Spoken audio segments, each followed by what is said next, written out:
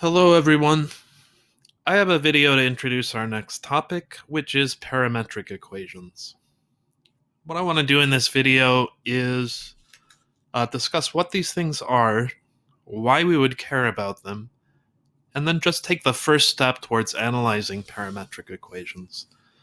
And for us, that means making a graph. Okay, so what are parametric equations? Well, so far in calculus, we've talked a lot about functions, and we've looked at the properties, for example, the slope of a tangent line. But there are things we might want to study that can't be described by functions. One example of that would be a comet orbiting the sun. Okay, and why do I say that the path of this comet is not a function? Well, let's take a look at it. Maybe you know this, but objects in orbit move in an ellipse. So here we see a comet moving in an ellipse around the sun. And the curve that we have in this picture is not a function. It doesn't pass the vertical line test. Now, this is still something we might be interested in if we're studying astronomy. And we might want to talk about things like the velocity of the comet or its acceleration. And so what we're going to look at now is a way that we can answer questions about systems like this. So we have a curve, but that curve can't be represented as a typical function. The way we're going to approach this problem is called parametric equations. And what I'm going to do is set up an independent variable, and that independent variable is going to be time, t. And then I'm going to have two functions of t. So I'm going to have one function of t that gives the x-coordinate of my curve, and a second function of t that gives me the y-coordinate of my curve. Now, when I use these two functions together, I can describe any kind of curve in 2 dimensions, even a curve that isn't a function. Representing a curve in this way, these equations are called parametric equations, and that name comes from the parameter. That's what we call the independent variable in this problem. So t is going to be our parameter. Let's go on and take a look at an example of how we would work with a problem of this type. Here's the example that I want to look at. So notice that I have two equations, one equation for x and a second equation for y. Both x and y are functions of the independent variable t. And in this example, we're going to look at what happens as t goes from 0 to 8. To make a graph, I'm going to go all the way back to the most basic method. I'm going to make a table. Now, if t is my independent variable, I start by choosing values of t to fill in. Remember, I get to choose these, and I want to choose a range of numbers from 0 to 8. I set up those values of t on the left side of the table that you see here. Now I'm going to go through, I'm going to use my functions to fill in the corresponding values of x and y. I started with t equals 0. I take that value and I'm going to plug it into both of the functions that I defined in my problem. So the x-coordinate here, I plug in t equals 0 and it turns out x is 0. I'll follow the same set of steps for the y-coordinate, and here we see the y-coordinate is -4. So now I have a pair, I have an xy pair. I'm going to take those values and put them in my table. I did that here. So that's the idea. The next thing I did, I went on and I looked at t equals 1. I put those values into the functions to define my x and y coordinates. And then the pair of values that I got, I put into my table. We can do the same thing for every value of t. Here's the next one. Put the pair in the table. And what we want to do is get enough xy pairs to fill in a picture of a smooth curve to see what's going on with these parametric equations. This is where I started.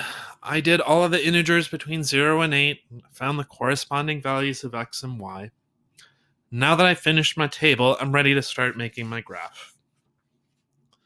Here's the first point on my graph. This is the point 0, -4. You can see that here. The next thing I did, I went through and I put in the second point on my graph. So there are the xy coordinates for the second point in my table. Okay, there's the third point in the table. And I continued doing the same thing until I had all of the points that I calculated. Now, when I did that, to me, I have enough points here to draw a smooth curve. So I connected all of my xy pairs with the curve that you see here. That's the graph of our parametric equation. The last thing that we need to do to finish this problem, we need to think about what direction we're moving along this curve. So there are two possible ways we could move along the curve we had in the last picture. I could either start at the top and move down, or I could start at the bottom and move up. The way that we decide between these two possibilities, we look at what's happening as t increases. On the curve that we drew here, we're starting at time t equals 0, and we're starting at the bottom. So in this example, our particle is moving along the curve, starting at the bottom and traveling upward. The name for this property is called orientation. I'm going to draw an arrow on the graph showing the direction that my particle is moving. You can see that here. Okay, so that is the complete graph of the parametric curve in this example. Now, I drew this graph by making a table. Of course, there are other ways that you can make a graph of parametric equations. I want to show you one way that you can do that. So I'm going to go to the website Desmos. I think some of you have used this for making graphs before.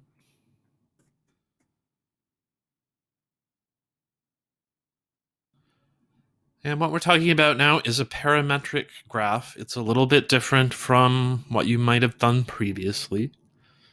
So to make a parametric graph, I'm going to put my two functions in parentheses. Here's how that looks. Example, we're graphing the x-coordinate is given by the function 2t. So I did open parentheses, type in 2t. I'm going to type a comma. Now I'm going to type the function for my y-coordinate.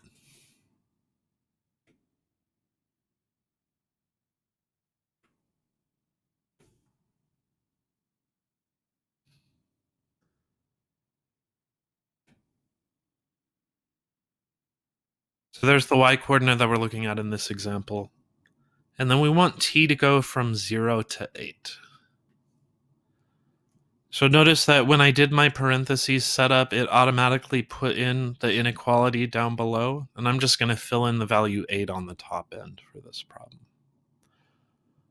So there's the curve that I got. Let's get a little bit clearer picture. Okay, so that's what Desmos gave me for the problem that we just looked at. So we now have a couple ways that we can approach the same problem of graphing a parametric curve. We can either make a table and use that to get our XY pairs, or we can use the computer to make a graph. I have a couple problems like this I would like you to take a look at. Thank you.